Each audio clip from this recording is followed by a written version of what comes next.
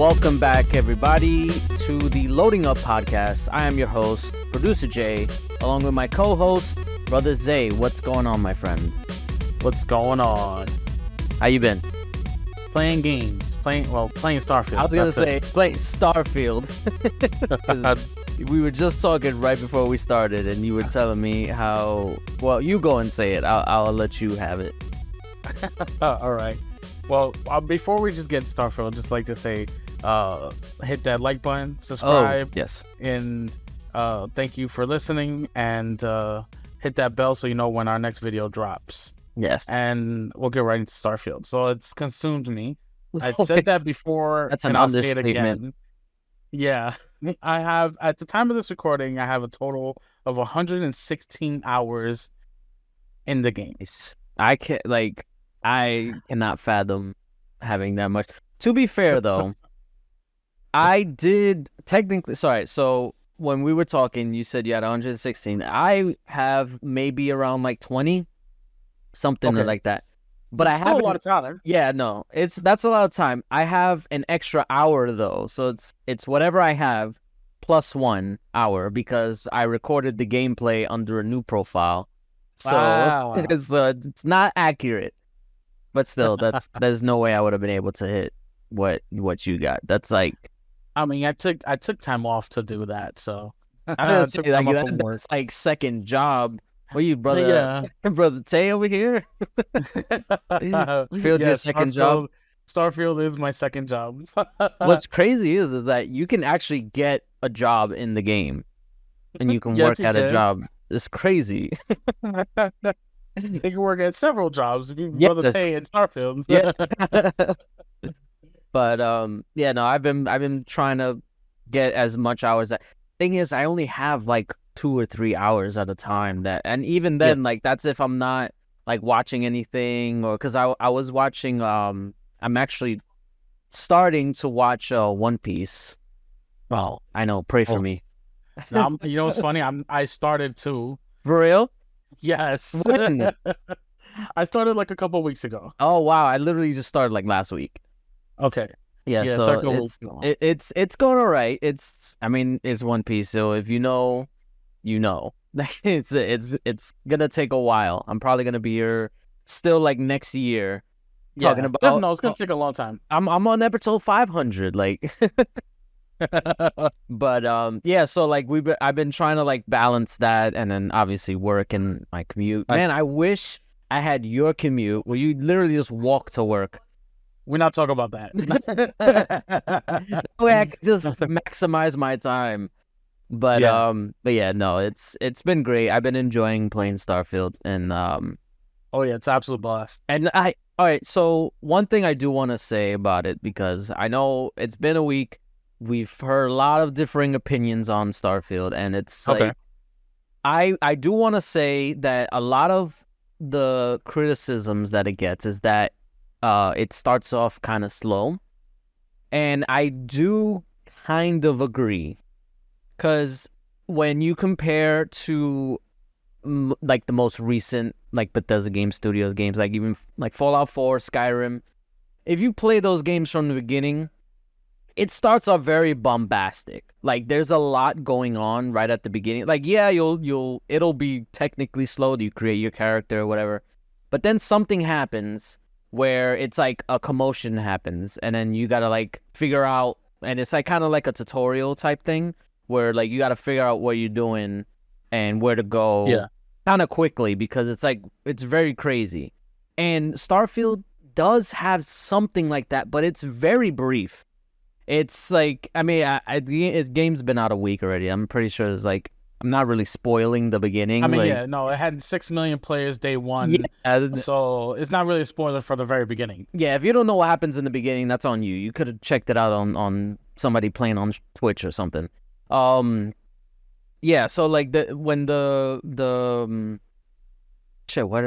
Crimson Fleet, right? Yeah.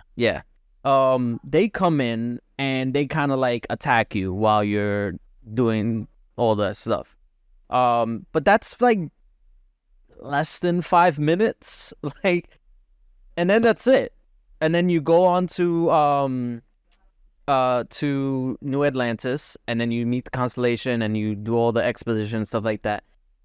And I can see why a lot of people would think that's very boring because it's a lot of talking. And I mean, I even spoke to my brother because he was telling me that he started playing Starfield, and he was just like, "Bro, when does it get fun?"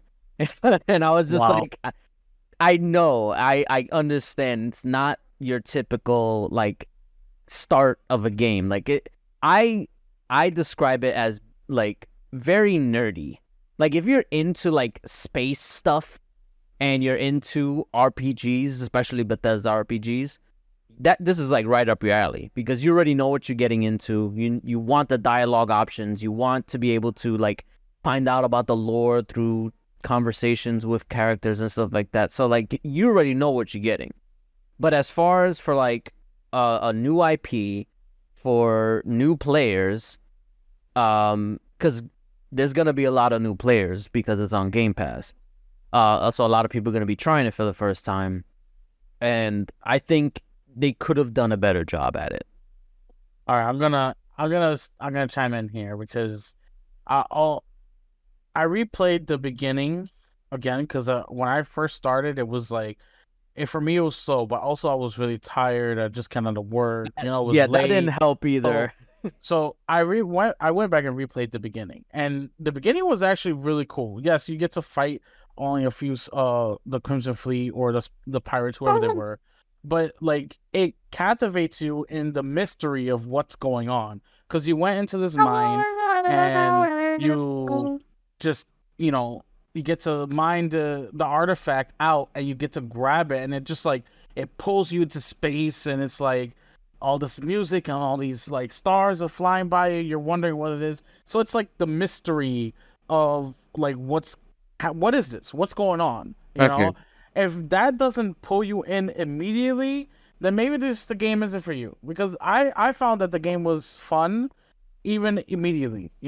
I didn't even do the main missions right away. I went to New Atlantis, saw the lodge, got a companion, and I was already doing faction missions.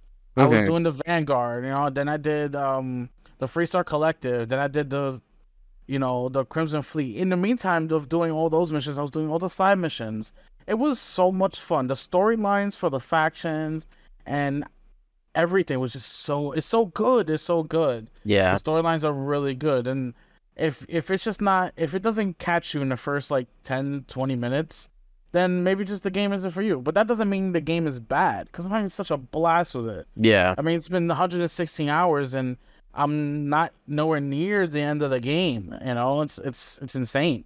Yeah. No, I think a lot of people didn't know what to expect with this one, just because it's a very different game than like Bethesda games prior, like Skyrim and Fallout. Like those, they have a formula for them. And this is those also established IPs, Right. This is a brand new IP, they have a brand new story, and I think they do it well, because now I'm getting into the main missions of the actual story, and it's great. It's absolutely awesome. I can't wait to continue playing. Right. I just feel like they could have extended the intro a little bit longer, because it felt like it happened really quick.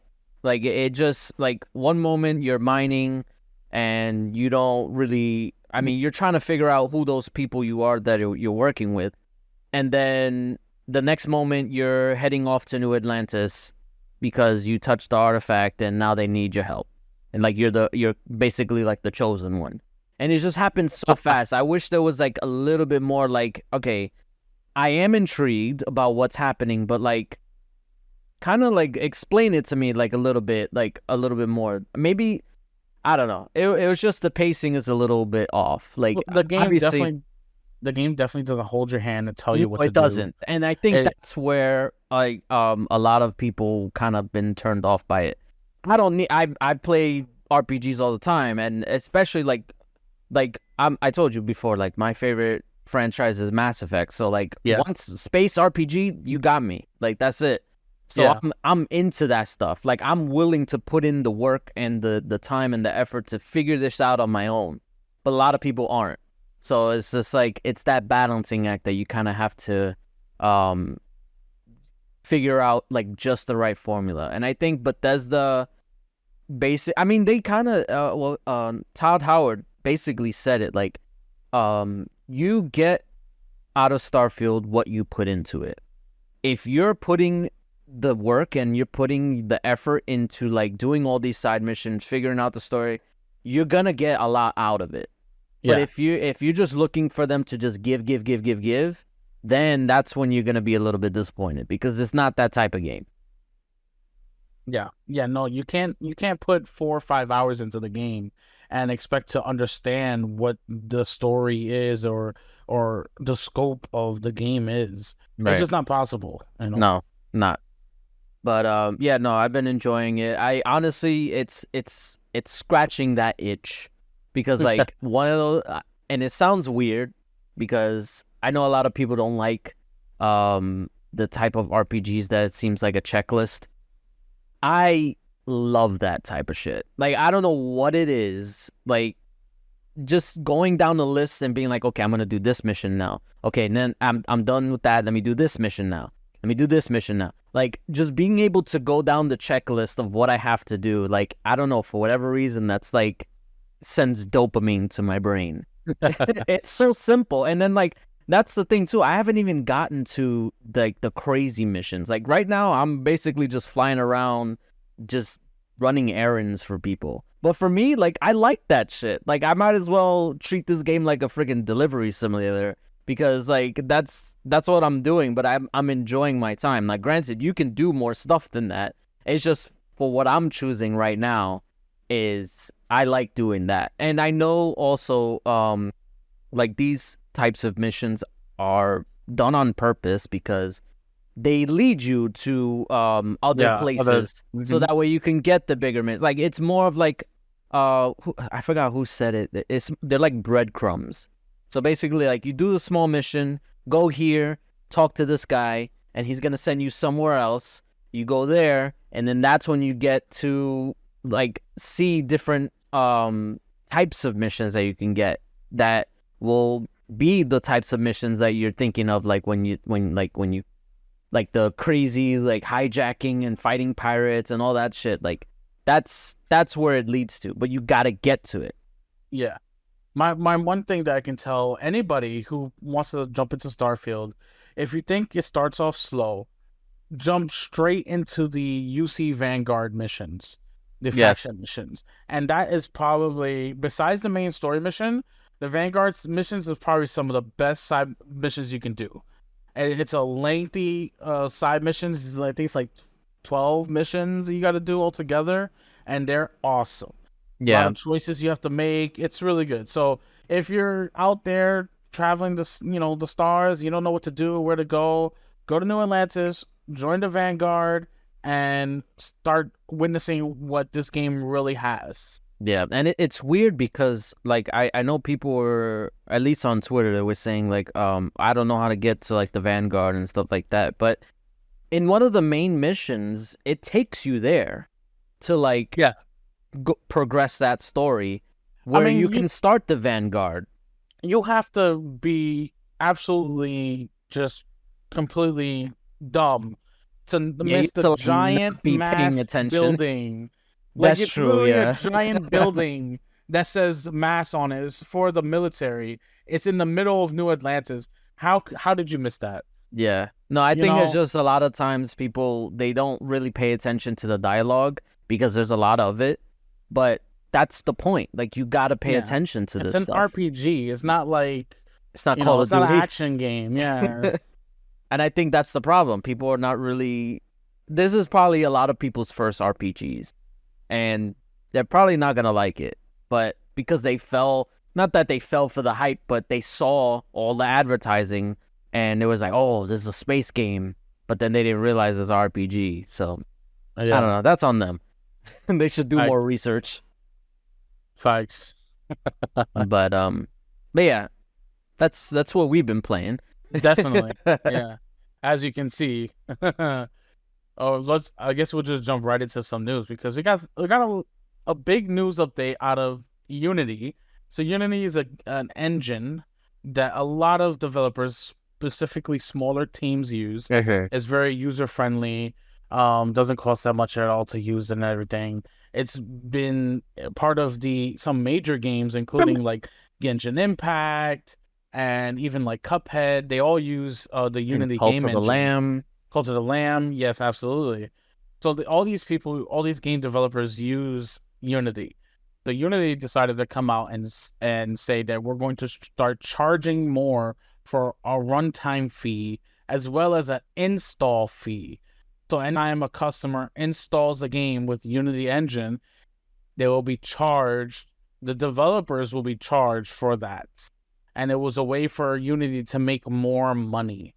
And the backlash was instant. And not just from consumers, it was also developers coming out. Oh, the developers were throwing shade. Oh, no, not shade. Completely saying, man, fuck this. Yeah, literally.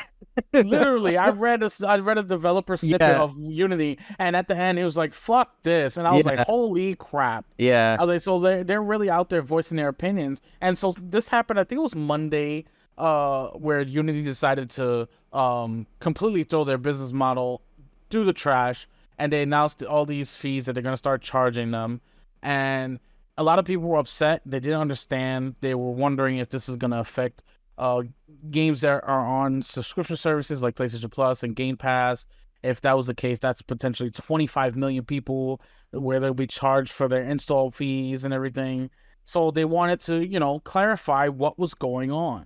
Who was going to be charged. So they came out and said, listen, we're going to update everybody. It's not going to affect people with in subscription services. It's only going to be for a small minority. And then they updated again because everybody's like, well, that still doesn't help. Like, who is going to be charged? Right. And they doubled down and said, no, it's going to be like 20 cents per install after you've made a certain amount of money and a certain amount of installs. But when you look at these very popular games that are on their services, it's like that could be a lot of money that the developers are about to be charged by them. And their stocks are going down. It's all spiral right now. They're spiraling. Yeah. And I don't know how they're gonna come back from this. Because you have developers out there, are just gonna be like, all right, we're just gonna learn Unreal then because Unreal's is more user friendly for the developers. Yeah. No, honestly, like I really don't know where this is even coming from because it just kind of. Well, obviously it's greed. And you know what? It's funny because I didn't even know this. So apparently the CEO, the current CEO of Unity, was the former CEO of EA. Back when they were also doing this type of stuff with like online passes and all this like every little loot boxes, all this stuff, all these money grabbing schemes. That was under EA. This guy was behind it, and now he's doing it with Unity, and it comes off as so like you said, greed. Like that's what it is. It is. It's just greed. But I don't know like maybe it was the fact that maybe Unity wasn't making as much money as they wanted to, and they're just trying to like compete with the I guess not up and coming. I mean, freaking the Unreal Engine is like the most widely used engine. But I don't understand why, because the concept is not even new. And that's actually what Unreal kind of did. It's very similar where they basically said it's free to use up until you make a certain revenue, and then they start charging per sale. But it's per sale. And not per install. Not per install. That was the crazy part of this whole thing is that literally they were saying like if you own the game and install it multiple times, like say you install it, uninstall it, and install it again, they're gonna charge you. Yeah. If you play on multiple devices, if I freaking have a game on PC, but I also have it on Xbox, like with Play Anywhere or even on Game Pass, they were also gonna charge you for that. And people were just saying like, you could literally tank an indie developer just by like it takes like 10 people just uninstalling, reinstalling all this. Like that's insane. Like I don't understand where that comes from. Like I get the whole at some point at certain revenue points then you can start charging them for something, but it should be a flat fee. Like, hey, after you make or after you sold, let's say, I don't know, 200,000 copies, we'll start charging you like the 20 cents per sale. Because at that point, you're already making enough money and coming into the revenue stream or getting enough revenue stream to cover that. But this is like retroactive. So it's not even like new games only. It's every game that uses Unity.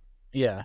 Now, could you imagine the Genshin Impact players? Oh, the install base for that is huge. Yeah, it's huge. You're talking about PC, mobile, PS4, PS5. You're talking about huge. They're gonna be retroactive. Have to pay for all that. It's insane. There was insane. There was a tweet from the Twitter account for In Exile, and basically like they were kind of poking fun at the idea that now they're gonna have to pay for a game that they used to use Unity for. That was like years ago, and then he posted a gif like saying "Good luck." and people were in the comments like, yeah, I don't think Microsoft is going to be very happy that now all of a sudden they're going to have to start paying for this engine that they used like freaking 10 years ago for a game that they made 10 years ago that they didn't even own them back then. So it's like, it just doesn't make sense. And honestly, they're starting to walk things back. I wouldn't be surprised if by next week they kind of just forget the whole thing, be like, never mind. We effed up. Yeah, no, they had an update. I think it was yesterday. They were updating literally every day since the announcement. Every day since the announcement. So they did say that they were going to pass the cost to Microsoft, incurred via subscription fees, so that Microsoft had to pay for that. But it's a lot of crap that they're doing, because even right before they announced this, this came out in a report that right before that Unity announced they were going to do this, a couple of the high-level executives, I don't know who exactly, I don't know their names, but they were selling their stocks. Oh, they were selling their stocks, and they were selling like 1.2 million stock shares. Yeah, and they were getting so much money, and then this drops, and boom, the stock goes down. The stock tanks. The stock tank. So it's like they kind of shorted their stock. Yeah, exactly. Or this is borderline like illegal, because this kind of could be considered insider trading. Yes, I don't know, but it's like it's really bad. And honestly, all this is gonna do is push developers to stop using Unity. Yep. And there's many developers who saying that they are going to stop. Yeah, there's other engines. Well, obviously there's Unreal that's gotten a lot easier to use. Very user friendly. Yeah, and there's also forget the other one. I think it's like Game something. I don't know. But now this is the opportunity for them to basically step up and become that new engine that game developers use, because I don't see Unity, if this sticks, I don't see Unity like becoming or staying relevant for much longer. No, I highly doubt it. Especially with people just upping and leaving. It sucks though, because they put so much time and effort into learning the engine of Unity for their games that they're now going to have to do even more work to learn a new engine, right? Create games into the new engine and or port it from that engine to their new engine, whichever engine they decide to use. Yeah, it's a lot of work. It's a lot of crap. Unnecessary work. Exactly, unnecessary. Yeah, no, there was a developer even said that they're gonna postpone like development as they move to a new game engine, because that's basically the position they've been put in for nothing, like for greed. But it's just like, it's so just dumb. And I don't know what they thought was gonna happen. Well, maybe they did, because they sold their shares. Yeah, maybe they did, which is crazy. I don't know. But yeah, hopefully this gets basically dealt with, and it like they reverse course and just apologize, because this is I mean, we're talking about it fine because it really doesn't affect us, but these game developers are really going to get hit hard. Yeah, definitely. And what got some more news this time out of Apple. So Apple did a event where they announced their 15, the iPhone 15, their 15, the Plus, the 15 Pro, and the 15 Pro Max models. And the reason why we're talking about Apple is because you on the 15 Pro and the Pro Max, they have the new powerful A17 Pro chip series, and it offers 120 hertz refresh rate, and it can play native games. We were talking Resident Evil 4 Remake, Death Stranding, Assassin's Creed Mirage, all thanks to this brand new A17 Pro chip that they're gonna have in the Pro series of the iPhone models. And that's a big move on Apple to get these games to be able to play natively on your phone. And we're talking major AAA games. We're talking Death Stranding, the new Assassin's Creed hasn't even come out yet. They could run at 120 frames. Well, I don't know if they'll run at that. Well, speed, I mean, it has the capability to run at 120 frames on the model. It's insane to think that they're gonna be able to run these type of games and play these type of games natively. It really thrusts Apple into the gaming market even more. Yeah, and also gives an edge to the argument against the CMAs right now that, all these people now are getting into gaming, and Microsoft buying Activision is only going to help consumers, because if we're going to have multiple companies coming in, phone companies coming into the game market, it's going to be a bigger field. We don't have to worry too much about competition because there's going to be plenty out there. Yeah, and this should be the wake-up call for the gaming industry at large, because Apple is now a player. Like, granted, they've been kind of preparing for this, but I don't think anybody really took them seriously, because for the longest time they were just focused mainly on like mobile games. But now this is their ticket into the industry, and this new chipset that they have, because this is just the beginning. They're introducing it for the iPhone as like the big selling point, for people to be like, oh, look what this chip can do. It can even play games on your iPhone natively.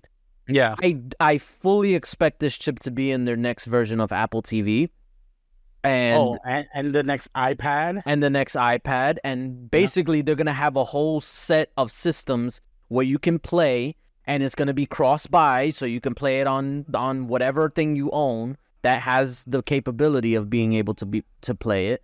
And I mean, I don't personally like Apple products. Like, I'm not big into that ecosystem, but a lot of people are, and being able to introduce essentially to that market new games, that's going to be huge for them, and that's going to give them the edge that freaking Google wish they had, because their whole aspect of like cloud, I get where they were coming from, but it was way too early.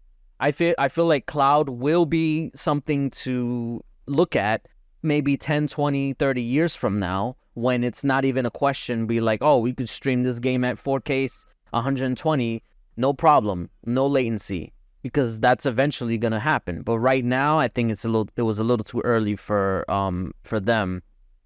But the fact that they're doing it natively is the selling point. And this is why Xbox was trying to prepare for that. Even I think Phil Spencer even said it like years ago, that he said like Sony's really not their competition. They're not trying to focus on them.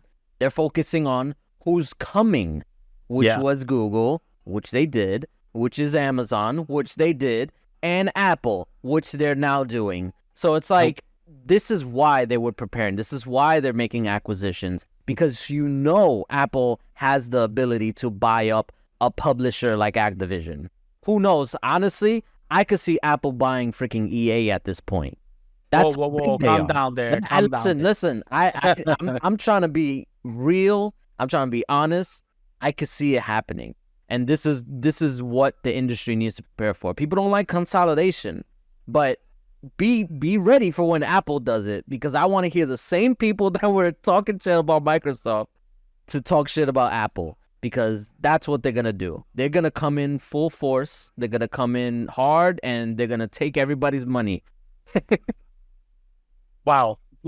That's crazy. It's, I mean, it's the reality of the situation. Yeah, I know. I just can't fathom Apple coming in and just buying a bunch of publishers because now their iPhones run. I mean, listen, Embracer's not doing so hot.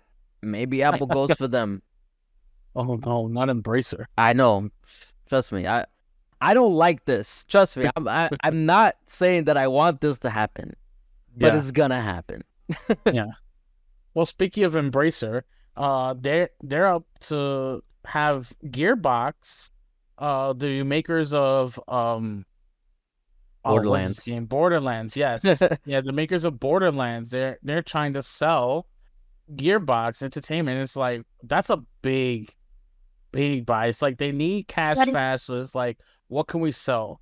What can give us some capital that they were, missing from that $2 billion deal from Saudi Arabia? Well, I was gonna say, didn't they buy Gearbox for like that amount of money? Or maybe it was something, it was a lot. I know they bought Gearbox for a lot. And I'm pretty sure they're probably not going to get that money back if they do sell it. Not all of it. No. Not all of it. Well, they did. It was like 1.4 billion. That's a lot for one studio. Yeah. And see, that's the thing. Like, when you think of Gearbox, when did Borderlands 3 come out? Oh, 3-4 years ago, maybe? Yeah, it's been a while since they made, and then before that it was Borderlands 2. I don't think they've made other games that they had Tiny Tina's. It's more of a spin-off. I guess that counts. Yeah, it's a game. It was pretty fun though. Yeah. No, I mean, people really don't understand like how big Gearbox is, or at least they how big they were. They used to be. Because that's a lot of money for one studio. Like, I think the only other studio that's been around that was Bungie. Yeah, they got sold for like 3 billion. 3.4 billion to Sony. And I think a good portion of that was just for employee retention. So it's like they really wanted Bungie. Sony wanted Bungie. So like for a developer to be worth that much, it's a lot. But I think, I'm pretty sure there's I don't want to say diehard, but like there's a good fan base for Gearbox and for like the Borderlands games. There definitely is. It's out there. But I mean, that is neither here nor there. I think Embracer just trying to get cash quickly to stay afloat because, that blotched $2 billion deal. And then now they closed down Volition with Saints Row developer. Yeah. It's a lot of it's a lot of bad luck for Embracer right now. Just bad news for them. Yeah. So I think they're just trying to recuperate with trying to sell Gearbox. Yeah. They figured if we bought it for 1.4, maybe we get a couple million. I don't know. Who would buy them though? I don't know. Disney, Apple. Apple? Well, here I just said it. Yeah. Right? Yeah. Yeah. Lots of players out there looking to acquire studios and talent, and they can definitely get some of that there. Well, the Borderlands games were published by Take-Two, weren't they? Yeah, because wasn't it like 2K Games who was doing it? I'm pretty sure. Hold on. I'm not sure. Yeah, I'm not entirely sure. I don't remember. Let me see. I was never a big fan of the Borderlands series. Yeah, I wasn't either. I did play Borderlands 3 as well as Tiny Tina's Wonderland. Yeah, it was published by 2K. So okay, maybe since they already have that relationship there, maybe Take-Two buys them. It's possible. Listen, anything's possible right now. I think Embracer is just trying to fluff up their cash flow so they don't have to close down completely. They didn't release anything under Embracer, did they? Besides Tiny Tina? Tiny Tina, Tales of the Borderland. Hold on, I'm about to look it up. Because those games came out in 2022. And Embracer had Gearbox since 2021. Okay. All right. So they also made Aliens, Colonial Marines. They also made Battleborn. Remember that? No. Exactly. Oh man, that was crazy. Yeah. No, but I mean, hopefully they get picked up by a decent publisher that's gonna be able to like produce, you know? Yeah, definitely. Let's keep going. So we have some news about Mass Effect 4. I know a lot of people have been anticipating and wanting to hear news of Mass Effect. Me. And yeah, absolutely. Absolutely. So they've decided, this is coming from Jez Corden. He sort of like released or leaked that they're going back to the classic format. So it's not going to be like Andromeda where they had the open world aspect of the game. It's going back to more like Mass Effect 2 and 3. Right. You know, that aspect, which is good news. I think it's good news. I liked Andromeda, and then the open world was really cool with the different planets and everything you get to go to. But I think for Mass Effect, for a massive, you know, like RPG like it is, I think it's better on the linear side. Focus more on the story and the tight gameplay. You know, that's what made it, you know, as big as a franchise it is. So going back to its roots is not a bad thing. Yeah, especially since, I mean, we don't know for sure. Supposedly it's going back to like the original characters and the original story. Like, because Liara was in the trailer, and supposedly there's like a Krogan and all that stuff. But yeah, I do want to say, I mean, this is more of a tangent. I'm very excited at this news. I hate, it is one of my biggest pet peeves about gaming today, the idea of moving to open world just for the sake of moving to open world. I hate that every developer feels like that's where they need to be. No, that's if a game, like, if they make the game that eventually leads to that point, fine. But just taking a game that was always linear and just plopping it in an open world and being like, hey, just figure it out. That's where I have the problem, because there's so many games that have done this where they take a franchise, Mass Effect, that was, I mean, initially it started kind of open world. Like, you can explore planets and stuff like that.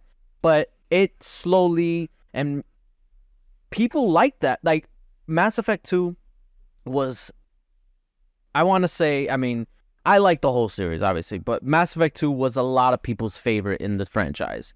That one was the least amount of exploration and open world out of the whole entire franchise. And I guess you could also say Mass Effect 3 as well. But, I mean, Mass Effect 2 was a lot more popular. But that was very linear.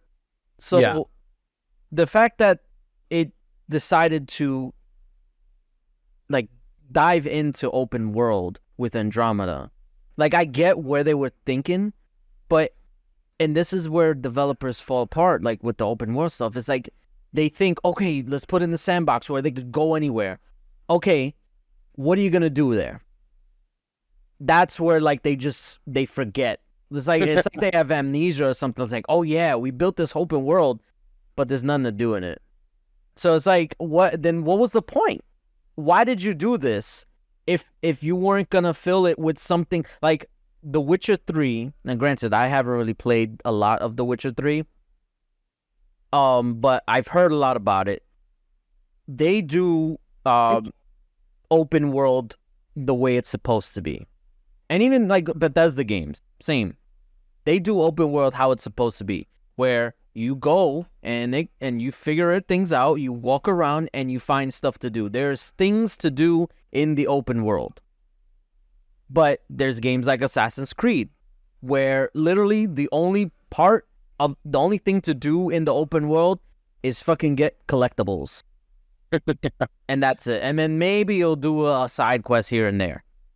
But so what do you think then of the Gears of War news, where the next Gears of War may be leading to an open world aspect. See, now that I'm very hesitant on, because I know I never actually finished Gears of War 5 because Oh, wow. yeah, no, because I don't know why I did this. I was gonna finish it on the insanity difficulty, whatever it is. And Also, you just want to punish yourself. Yeah, looking back on it, I was like, why did I do that to myself? Like, yeah. But usually I'll do it, like, I'll wait for the next one to be, like, announced, and I'll be like, okay, let me finish the story for the other one. So I'll eventually get to it, but I know it does have, like, an open world aspect to it. That, when I heard about it, I'm not, like, I don't really understand why Gears of War needed to be open world. Like, that's Gears of War 1, 2, and 3, and even 4, they're not open world. They're linear, they're cover-based, third-person shooters. So, like, why would you even add an open world aspect to it? Now, I get from a developer standpoint, like, it's literally all about padding. Like, that's all they want. They want to increase game time. They want people to be playing their games forever. And outside of freaking battle passes, that's the next best thing. And I don't like that that's where their mindset is, that you have to make this game open world so that way people play it longer and it increases the play time of the games. Because that's really what it comes down to, like, people's attention spans. People only have time for like a few games at a time. So the developers want to be that game. But if you take a franchise that's already like it already has a history of being a certain way, you're not gonna start changing people's habits. At least that's what I feel like. I mean, maybe they have different data. Maybe on their end it says, yeah, no, people do play the open world and they'll play it longer. Like, I don't know. I just don't like it from a personal aspect. If a game doesn't need to be open world, don't make it open world. That's it. Rant over. Yeah. You ain't got enough time, all right? Exactly. I only got time for like one open world, not 7. Starfield. That's it right now. And I'm pissed because I really do want to try and get back into Cyberpunk, but that's gonna have to wait. Yeah, that's gonna wait. So we have some news about Roblox, which is, I don't know, it's concerning. Very. They were talking about Roblox is opening up a dating experience to players. It says to players age 17 plus. Yeah, why 17? Like, I know, it's very weird, but either the whole thing is weird because Roblox is geared toward children. Yes, you know, kids play Roblox, and I tell you, I have it set for my son to when he plays Roblox. I have it set to where there's no age restrictions, because if there are, it's extreme hassle to get him to download or play things. You know, so I have it set to no age restrictions. So does this mean he'll be able to use this dating app? I mean, of course I'll be, watching him like I always do, but still, it's concerning. What if there's an instance where a child gets on a dating app on Roblox and there's predators out there looking for kids? Yeah, they know kids use Roblox. That was, I don't know if you knew this, but one of the kind of like contentions that Roblox had to make for even releasing on Xbox was they had to take away the chat. You can't chat. Like, if you're playing on Xbox, you can't chat. Yeah. And I know you can on like tablet and PC, but majority of the players on were on Xbox, and that's why they took it out. And now it's coming. Well, Roblox is coming to PS5 now. I'm pretty sure that also is true. Like, you won't be able to chat, because that was the main concern. But with this, it's just like what? Why did they think of this, of all things, to add to the game? Yeah. This, a dating app? It doesn't make sense. I mean, really Roblox doesn't. To me doesn't make sense in general. But I don't get it either. Yeah, I don't get the fascination on why kids love it, but they do. But just introducing anything dating related, it's going to set this sort of tone where adults can go in, start talking to people, claiming, "Oh, I didn't know they were supposed to be over 17," but really it was like a 10-year-old or a 13-year-old, and there's gonna be some legal ramifications for this for sure. Oh, absolutely. 1,000% this is gonna come backfire on them. I mean, granted, I will if it comes, because we don't know. This hasn't really been officially confirmed. But if it does come to fruition, then I mean, absolutely, I'm gonna lock down my kids' shit, because I'm not dealing with that. I already get paranoid whenever somebody messages them. Like I don't like that. I do hope that this isn't just done all willy-nilly. I mean, you would think, like, if they're trying to push this, they have like a system set to where like you kind of have to like verify your age, like whether it be like input, like sending a picture of your ID or something to the effect where you can verify with 100% certainty that this is an adult playing this thing.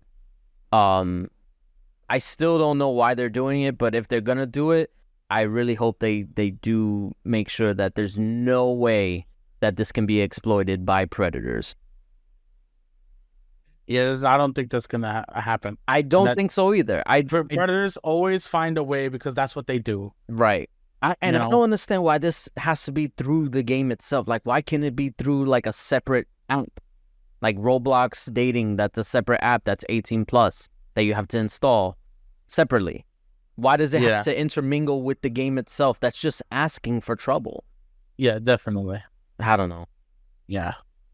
But we'll see what happens with this, because it's really, like you said, I think there is going to be some legal ramifications. Oh, definitely. Definitely. All right, we'll continue right on. So we talked about Starfield and our experience and our playthrough on it, but we didn't get to really talk about its impact on Xbox. So there was 1 million players playing the night it launched in early access, and by the time it officially launched, there was 6 million players the day after the launch. Mm-hmm. That's a big, for a brand new IP, that's huge. Yes. You know, and now we're getting numbers in that Starfield's launches spikes the Series X and S console sales in the UK by a total 76%, which is absolutely insane. 76% increase just because of Starfield's launch. It goes to show you that having good exclusives can sell consoles. Yeah. I mean, at least in the UK. Well, yeah, that was just the UK, because that was, that's what we got from the sale charge it was for the UK. It was aimed at the UK because we all know that the UK and even the EU are more heavily into Sony. They have a lot of Sony player base over there. So just having a 70% increase in that market is huge. And that Starfield was the driving force behind that. Yeah. And I think what a lot of people are obviously going to point to is Phil Spencer's comment about producing a good game that it's not going to lead to a change or whatever, which technically he's not wrong there. He was saying that if Starfield is 11 out of 10, which is not apparently, because people don't know what they want this game to be, if that won't lead to a drastic shift in console market share. What do you mean by that is, like, if Starfield was a success, it's not going to mean that Xbox is going to sell more than PlayStation 5. Like, that's not going to happen. Not anytime soon, at least. Like, this is the start of the rebuilding phase for Xbox. They have the studios. They have the games. They have the cadence. Now it's time to show for it. Like, this is what we've been building to, or what they've been building to for years. Yeah. And now hopefully they can maintain that. I know we got Forza coming next month. Was it October or November? I think it's October. It's October. Okay, so we got Forza coming, and then Lives of P next week. Lives of P next week, which I don't even know if I'm gonna be able to play that, but we got that, and I mean that's not first party. I was just talking about like first party. I was talking about first party in particular. Okay. Yeah. Okay. So then we got we don't know exactly when they're coming out, but we got Hellblade coming next year. We got Fable. Well, I don't know when that's coming. We got what was it? Towerborn. That's also coming. That looks actually really interesting. I don't know if you like looked into that game more. Yeah. It basically looks like the spiritual successor to Castle Crashers, which I love that game. So we got that. We got South of Midnight. We also got Clockwork Revolution. Like, there's a lot of stuff in the works and that they got cooking, and hopefully they're able to meet the goals, no delays. And they said it themselves. They wanted to have a first party title every quarter, and we'll see how much they're able to stick to that. And yeah, I think they'll be able to. I mean, and a lot is riding on it. Yeah, and if they can and they deliver, because that's another thing too. It's one thing to release games, but they got to be good. So if those games deliver, then I do think that there will be a significant shift in the market share. Will it be that Xbox overtakes Sony? I don't think that's happening this generation, but next generation could be different. And we also have the pending acquisition whenever the CMA decides to get off their asses. So yeah, there's a lot going like according to plan for Microsoft. So we'll see how it plays out. But yeah, no, this is a good thing that it does show that if you put out a good game, people will buy consoles. Yeah, definitely. Even brother Jay, he's been wishy-washy about if he's gonna get the Series X for Starfield. So I mean, we're still working on trying to get it to him. We'll convert him. We'll convert him eventually. Yeah. We gotta be persistent. Yeah. And he's listening, so. So we're gonna continue because we have the Nintendo Direct happen today, and I had no idea. It was literally no idea. I had absolutely no idea. Nintendo does that. Literally, Nintendo just has a way of just like, oh, by the way, we're doing a Direct. It's tomorrow, and it's like, yeah. Oh, if you blink, you miss it. Like, I definitely missed it. I had to watch the Direct on YouTube like after it went live. But it was actually a pretty good little event. You know, they talked about a lot of stuff we already knew. You know, they didn't it wasn't like groundbreaking with new games or anything like that. No. But it was just updates on the games with actual gameplay from the new Princess Peach game and the Detective Pikachu Returns. Okay. They were talking about and showing gameplay for the new Wario game, which looks fun. The WarioWare, yeah. Yeah, WarioWare. They talked about supposedly their last DLC for Mario Kart 8. And it's just like they're beating that old drum for Mario Kart 8. Just instead of doing a new game, it's just like, I think we'll just release some more. No, I think they're gonna do. You know what? Honestly, I feel like the next step for Mario Kart is to do what Super Smash Brothers did, and just do like a Mario Kart Ultimate, where it's like every racer, every track, just everything. I think that's what they should do. They definitely could, and they'll sell a lot of that. Mm-hmm. Absolutely. Yeah. I mean, they showed us a little some Super Mario RPG, and they showed us that Mario, a new Mario for it was Mario versus Donkey Kong. Yeah, they're bringing back Mario versus Donkey Kong. Yes, and that looked really cool, really fun. Yeah. With the of course updated graphics and everything like that compared to the original, since like what was it, 85, something like that. Yeah. See, that's the thing that like that's the benefit of the Switch, is that you can remake games from like different platforms. That because Nintendo was always segmented. It was console and then handheld. So like it was kind of like they had their own fan base. But with the Switch, it's basically merging the two into one giant like fan base where you can bring those old games like Mario vs. Donkey Kong to the Switch, and it'll feel normal because the Switch is also a portable console. So I like that they're doing this, and I hope they continue to capitalize on their like previous DS releases, either with remakes or just reintroducing them to this new blended audience. Well, they did with because they announced F-Zero 99. Yes. And that's able to play right now. Right now, if you have Nintendo can play Online. Right now, Nintendo Online, yeah. Which was sort of like a Battle Royale F-Zero, which really looked really dope. I was like, oh man, that looks so cool. Because I loved F-Zero on Nintendo. It was awesome. Yeah, this is the first, like, well, I guess technically it's a new game. Even though it's an old game, but it's like revamped. This is the first like F-Zero game since like freaking the one for the GameCube. Yeah. It's been forever. It's been forever, yeah. When they announced that, I was like, "Oh, look at that! That's great. That's something new." It is, yeah. So it was a cool little direct. We got a lot of updates for games that are coming out, a lot of dates for when they're dropping. So of course you can pre-order a lot of this stuff at GameStop tomorrow, and or when you listen to this Saturday, you'll be able to pre-order all the games that they announced, including the Metal Gear Solid 1 remake and the Just Dance 2024 edition, and even Detective Pikachu and all these games that they're coming out with. And how did you forget the ending, which was Paper Mario: The Thousand-Year Door being remade for the Switch?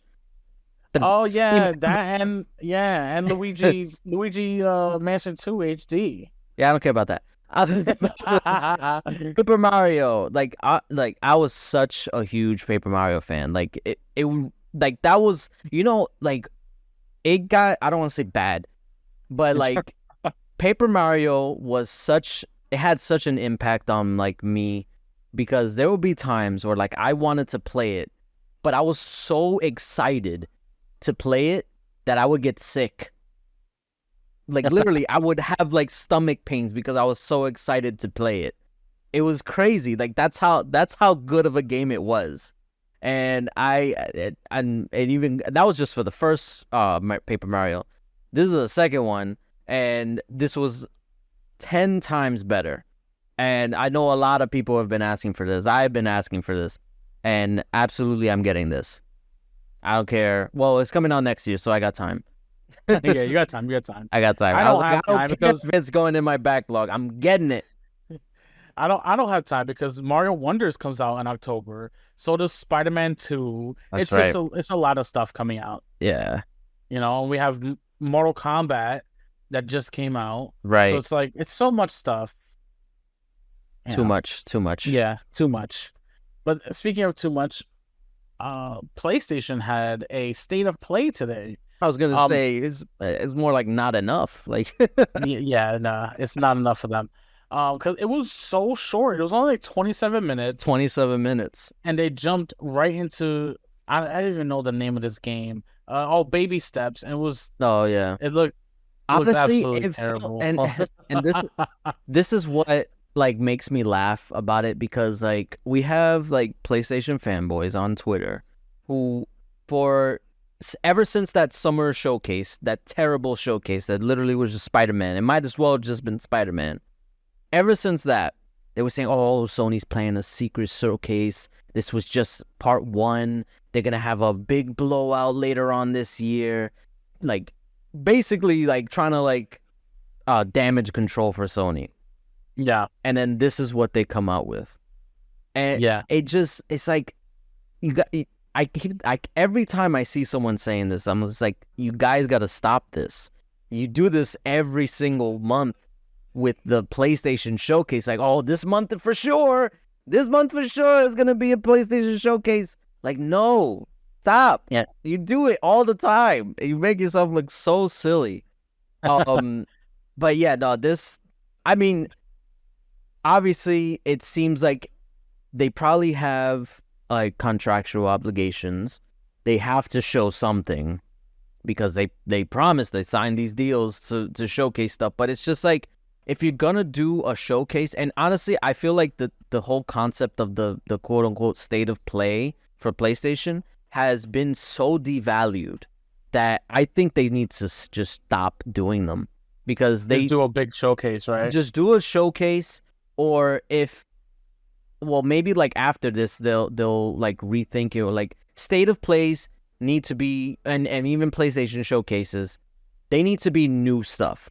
or if you're going to showcase games that like have already been announced, announce that as a dedicated state of play, because they've done that before, which they've been good. Like when they had the Hogwarts one, I don't know why they didn't do a Spider-Man one. Like that makes the most sense. Granted, like I mean, it's Spider-Man, you know what you're gonna get, but still, I feel like they honestly, what I think is they wanted to do that, but for Spider-Man, but they didn't have enough content, new content to show. That was just like, okay, either we do this Spider-Man state of play, the Spider-Man dedicated state of play for like 10 minutes, or we kind of just show a bunch of indie games that we already showed before and call it a day. Because like that's what it felt like. And it was weird because Spider-Man wasn't even the last game shown. It was Final Fantasy. Final Fantasy. Yeah, so it's like part 2. It's like you already showed this. Like it was literally like, and that's what also gets me too. It's a remake, so it's like people already know what they're getting into because they played the game when it originally released. So it's like that was why like I never understood. Well, not that I never understood, but I did understand like why they didn't show too much of like when Resident Evil 4 was coming out. It's like people know the game. Like, let them just find out for themselves. So it's like, I don't know. I really don't understand what Sony is trying to accomplish with these state of plays, but they need to either fix it, revamp it, or just stop. Well, they did have a couple things that I saw that was really cool. They showed Avatar: Frontiers of Pandora, which did look really interesting. I was like, you know what? I may actually want to get this game. They also showed Helldivers 2, which although looked it looked like I can't describe it. It looked outdated, but still looked fun. Yeah, it looked a lot. It looked fun. It looked fun. But it was chugging. Like I was playing it on like the highest quality on YouTube, and that was running like less than 30 frames per second.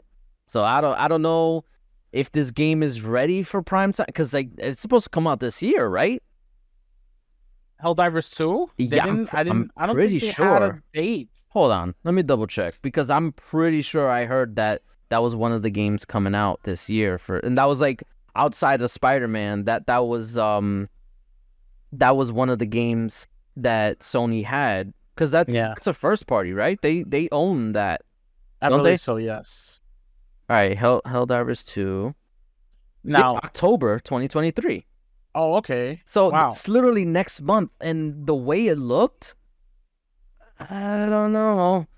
Although like I said, or like you said, it does look fun. It reminds me of, you ever played Lost Planet? Yes, I have. It reminds me of that. Lost Planet 2, I think it was, where they would focus on like co-op and you fight these big monsters and you have to work together to like take it down like that. It reminds me of that, which I thought was very fun. But yeah, I don't know. We'll see how it performs when it comes out, but it did look interesting. I feel like it's not going to perform the way people think it is. Maybe not. I mean, they did the big surprise was that they showed more Spider-Man. I didn't think they were going to show anything of Spider-Man. They did show how the city is, because they added Brooklyn, Queens. We all knew that. Parts of Brooklyn and Queens. Yes, parts of Brooklyn, Queens. But it was huge. It's almost the same length as Manhattan. So it is huge. Yeah, it's almost like double in size, like the whole map. They added from Queens and Brooklyn, it's almost the same amount as Manhattan. So that's a good thing. Yeah, it's definitely what they added was really good. I saw some of the designs for the suits and everything. I was like, and they said they were gonna add like 65 different suits with different variations you can, and I was like, man, that's really cool. Yeah. So that was some of the good stuff out of the state of play.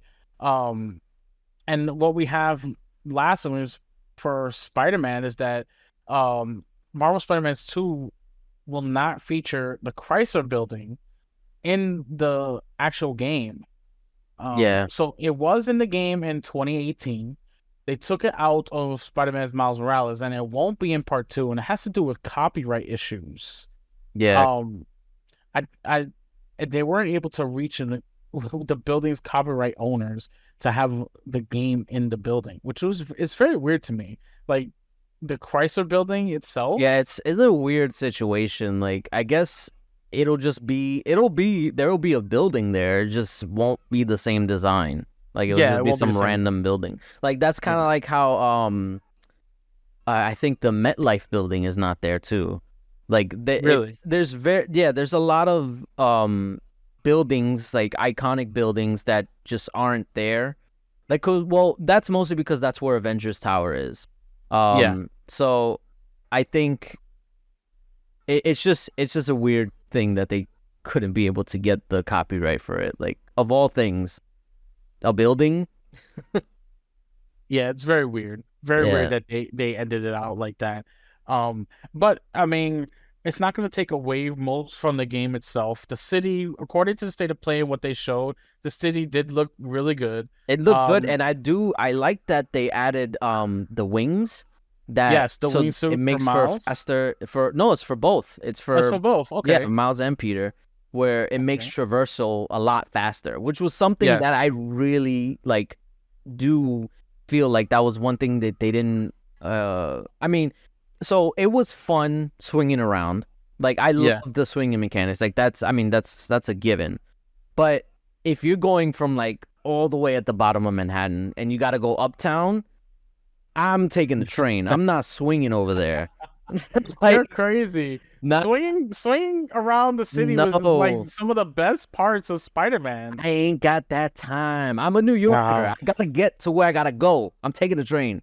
Oh my God. I know Brother Jay is gonna listen to this and just curse you out the whole time. No. Spider-Man takes the train. They wouldn't put it in the game if they didn't want you to take it. Oh my God. Get your boy. Get your boy. I'm talking to you. Get your boy. That's all we got for the news, gang. All right, that's it. We're just about done. Any parting words? No parting words. Just enjoy games and be kind to one another. Be nice and just what was it? I think like there was a whole thing about like Xbox. They were posting on Twitter about like just play games. That's it. Just play games, guys. We'll see you. Peace. Laters.